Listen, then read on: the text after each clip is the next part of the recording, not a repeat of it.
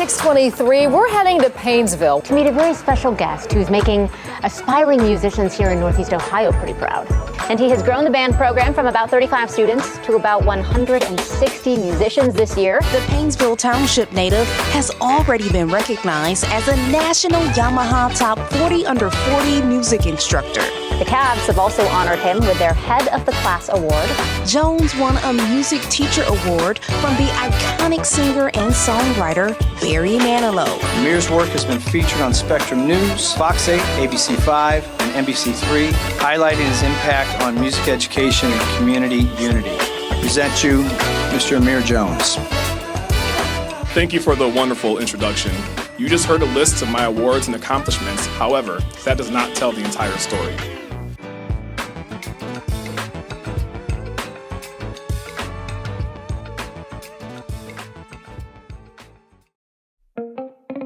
My name is Amir Jones.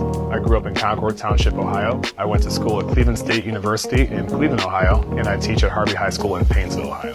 So my mom claims when I was a preschooler that when Looney Tunes or something of the sort would play in the background, I would be matching the melody with my toy piano. So my interest in music started at a very, very young age. And then from there I took piano lessons and I joined band and loved band. And that was one of the only classes in middle school I was really successful in.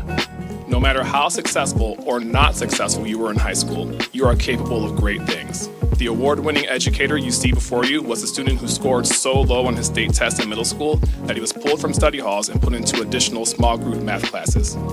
My band teacher said, "What's going on with your grades? You need to get that together." While knowing nothing about me, he assumed I could do better and checked in on my progress periodically. I could not have made that kind of turnaround without the help of the staff here. The lessons I learned here still impact me today.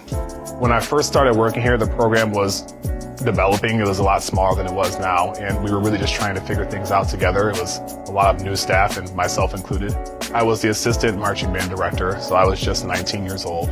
There was about 30 to 35 kids in the band total.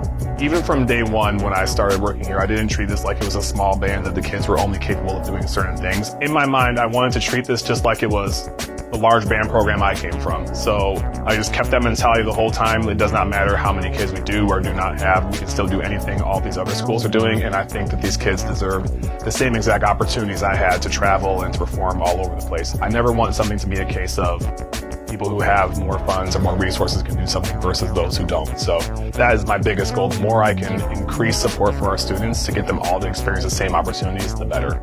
So something I'm really big on is letting my students take ownership and be involved in our program. So everything we do, I have students know what's going on in the background. They're involved in the background. They really take ownership of what's happening. So it's not just my program or me pulling the strings and making things happen. They're involved every single step of the way, and it's really their program.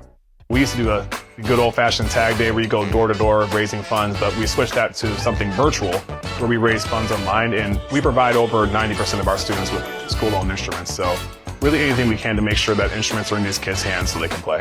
When we were able to travel to Disney World the first time, it was a tremendous struggle financially, but we raised funds and had events and did everything we could to get those kids there, and I think that's part of our continued growth as well. If my kids are happy, if I'm happy, if we're meeting all the learning outcomes, as long as we can continue providing for them, I think we're having a very successful program.